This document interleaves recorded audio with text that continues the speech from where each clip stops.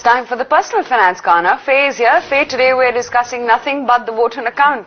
Well, there's some very interesting part of the voter account that a lot of people seem to have skimmed over, and that's one investment account for all of your investments, and that will be a really great thing if and when it does happen. We know how these announcements pop up in the budget. We never really seem to see the light of day. Let me bring in Dhirendra Kumar. Dhirendra, thank you for joining us. There was that one announcement. We haven't talked too much about it. It's been underplayed a fair amount. One record for all financial assets, so one investment account for each of us. It's a big move. Tell us what it will mean for retail investors. This will be a big move because saving is difficult, and when you lose track of it, or when you can't access that money just because the housekeeping is so difficult. We often come across people who made their investment, they have lost track of it, or even if it is, they haven't lost track of it, but it's very difficult to communicate before you get the proceeds of a mature investment. You change your address, so people have a bank account where you have a status of everything, but you don't have an investment account. Having a centralized investment account and a linked bank account to it, so that the proceeds, whether it be dividend or something, or redemption proceeds or maturity proceeds, all that can move into the same account. And I think when you look at it in conjunction with Aadhar, this will be a very easy to do thing, as it is an acknowledged KYC. So it will be a very useful thing. It is very important for Indians to eliminate the service gaps that we see whenever we make investment. It will be extremely useful.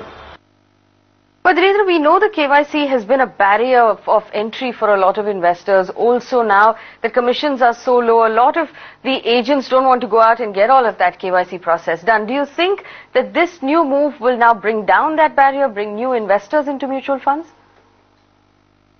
Yes, of course. Once you have your investment account, you don't need KYC for your insurance, you don't need your bank account, you don't need KYC for your mutual funds, or buying stocks, or buying an IPO, or making a new fund investment. So in that sense, once you have your investment account, your KYC is taken care of. And I think, if Aadhar is getting acknowledged as a valid KYC, then this can all be electronic. Today, service providers can enable a mechanism that if you have your Aadhar card, then you can. It is possible to electronically validate this, of course, with the authorization by the with the investor. So it works in a fairly seamless way, and this could be quite revolutionary. But Dhirendra, this is the magic question. How long do you think it's going to be before the government is able to implement this move?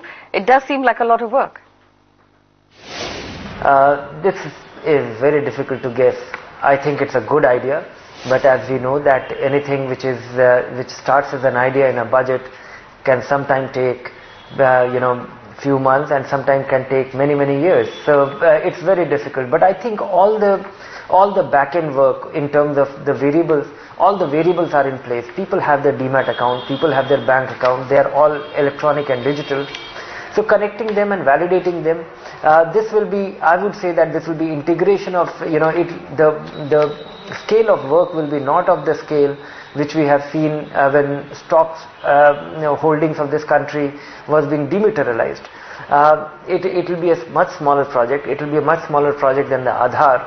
So if we get a good leader for this project to execute, it can happen quickly, otherwise it can go on for many years. All right, Dhirendra, many thanks for joining us.